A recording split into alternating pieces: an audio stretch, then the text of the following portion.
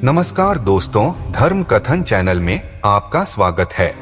गरुड़ पुराण के पिछले अध्याय यानी गरुड़ पुराण के 7वें भाग में आपने जाना कि यमपुरी के चारों द्वारों की क्या विशेषता है और किस द्वार से किस प्रकार की आत्मा यमपुरी में प्रवेश करती है।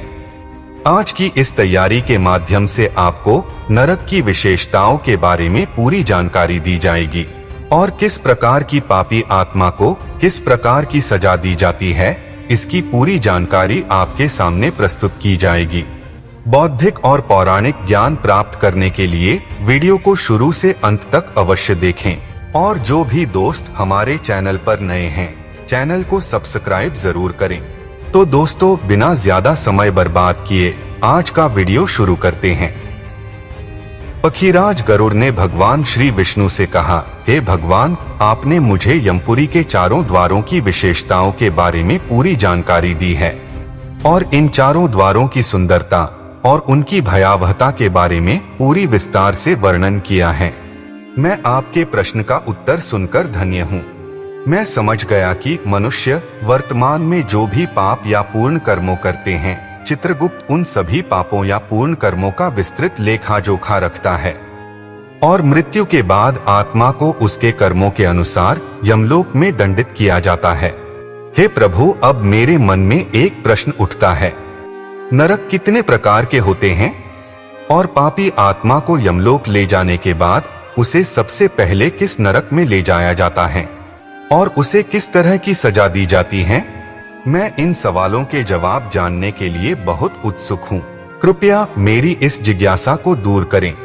तब भगवान विष्णु ने कहा, हे पक्षीराज गरुड़, यमपुरी में कई सारे नरक हैं। सब कुछ विस्तार से बताना संभव नहीं है, इसलिए आज मैं आपको उन 100 नरकों में से प्रमुख 7 नरकों के बारे में बताऊंगा। मेरी बातों को ध्यान से सुनो। इन नरकों में होने वाली सजाओं के बारे में सुनते ही लोग बहुत डर जाते हैं। नरक में हमेशा आत्माओं की चीख पुकार से भरा रहता है। अब मैं आपको मुख्य 7 नरकों के नाम बता रहा हूँ, ध्यान से सुनो। पहले नरक को रौरव नरक और दूसरे को महारौरव नरक कहा जाता है। तीसरे नरक को अतिशित नरक और चौथे नरक को निकृंतन नरक कहा जाता है। 5वें का नाम अपतिष्ठ नरक है और 6ठे नरक का नाम असिपत्रवण नरक है और 7वें नरक का नाम तप्त कुंभ नरक। ये मुख्य 7 नरक हैं। रौरव नरक। इन 7 नरकों में रौरव नरक प्रमुख नरक है। वह व्यक्ति जो झूठी गवाही देता है, जो हमेशा झूठ बोलता है, वो सभी लोग मौत के बाद रौरव नगर जाते हैं। वह व्यक्ति जो अपने फायदे के लिए दूसरे व्यक्ति को नुकसान पहुंचाता है या वह जो दूसरे की संपत्ति का आनंद लेता है, उन लोगों की आत्मा रौरव नरक का दंड भोगना पड़ता है। रौरव नरक 1000 योजन में फैला हुआ है। यह नरक नदी की तरह दिखता है, लेकिन पानी की जगह गर्म लावा की एक धारा बहती है। यमदूत सबसे पहले पापी आत्मा को यहाँ ले आता है और गर्म लावा में धकेल देता है। गर्म लावा में गिरकर आत्मा का पूरा शरीर जल जाता है। आत्मा दर्द से इधर उधर भागने लगता है और मदद के लिए यमदूत से प्रार्थना करता है, लेकिन जीवात्मा की मदद के लिए कोई नहीं आता। इस प्रकार जीवात्मा 1000 योजन लंबे रौरव नरक को पार करके महारौरव नरक तक पहुंचती है। महारौरव नरक की सजा उन्हें दी जाती है जो केवल अपने शरीर की परवाह करते हैं और दूसरों के दुख की परवाह नहीं करता, जो अपने पाप कर्मों को दूसरों पर थोपता है। इस नरक की सीमा 5000 योजन है। यहाँ की भूमि का रंग गर्म तांबे के समान लाल होता है और इसके नीचे हमेशा आग जलती रहती है। पापी आत्मा यह देखकर बहुत डर जाती है। यमदूत ने पापी आत्मा के हाथ पैर बांधकर उसे गर्म आग में फेंक देता है। उस नरक के आकाश में सभी भयानक पक्षी हमेशा उड़ते हुए दिखाई देते हैं। वे भयानक पक्षी हमेशा आत्मा को काटने आते हैं। भयानक पक्षी के हमले के परिणाम स्वरूप पापी आत्मा तड़प कर रोती है। फिर आत्मा को अतिशित नरक में ले जाया जाता है। इस नरक की सीमा महारौरव नरक के समान है। यहाँ का मौसम हमेशा ठंडा रहता है। हमेशा यहाँ तेज हवा चलती रहती है। यहाँ बादलों की इतनी बारिश होती है कि आत्मा बहुत डर जाती है। इस नरक में कभी भी सूर्य का प्रवेश नहीं होता। ऐसी असहनीय ठंड में आत्मा का पूरा शरीर जमकर बर्फ में बदल जाता है। तब यमदूत जीवात्मा को घसीटकर निकृंतन नरक में ले जाते हैं।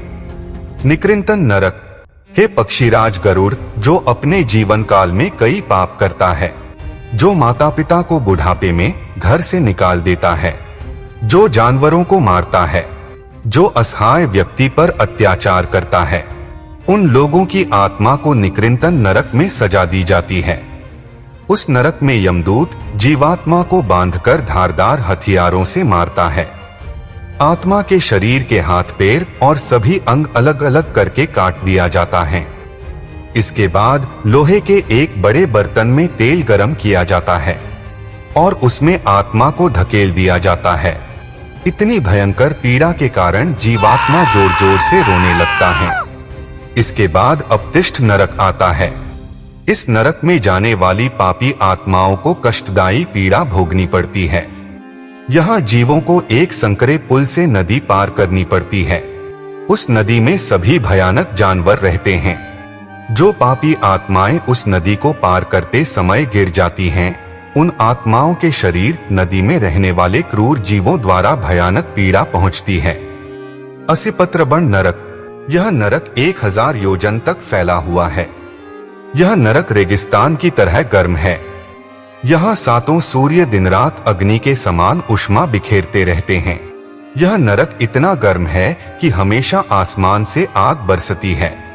जीवात्मा यहाँ आकर बहुत कष्ट सहती है और जीवात्मा भूख प्यास से रोने लगती हैं। हे पक्षीराज गरुड़, अब तुम तप्त कुंभ नामक नरक का वर्णन सुनो। तप्त कुंभ नरक, इस नरक में आत्मा को 1000 नुकीले लोहे के कांटों के ऊपर बिठाया जाता है और विभिन्न धारदार हथियारों से जीवात्मा के शरीर को क्षत-विक्षत कर दिया जाता है। जीवात्मा भयानक पीड़ा से जोर जोर से चिल्लाती है। तो दोस्तों, आज का वीडियो यहीं समाप्त करते हैं। इन 7 नरकों के अतिरिक्त और भी 28 अन्य नरक हैं। मनुष्य के विभिन्न पापों के अनुसार उन 28 नरकों में से यह निर्धारित है कि आत्मा को किस नरक में ले जाया जाएगा। अगले वीडियो यानी गरुड़ पुराण के 9वें भाग में उन 28 नरकों के बारे में विस्तार से चर्चा की जाएगी। तो दोस्तों, यह वीडियो आपको कैसा लगा? उम्मीद है आपको वीडियो पसंद आया होगा। अगर वीडियो अच्छा लगे तो इसे एक लाइक करना ना भूलें और चैनल को सब्सक्राइब करें और अपनी महत्वपूर्ण राय कमेंट बॉक्स में जरूर बताएं। धन्यवाद।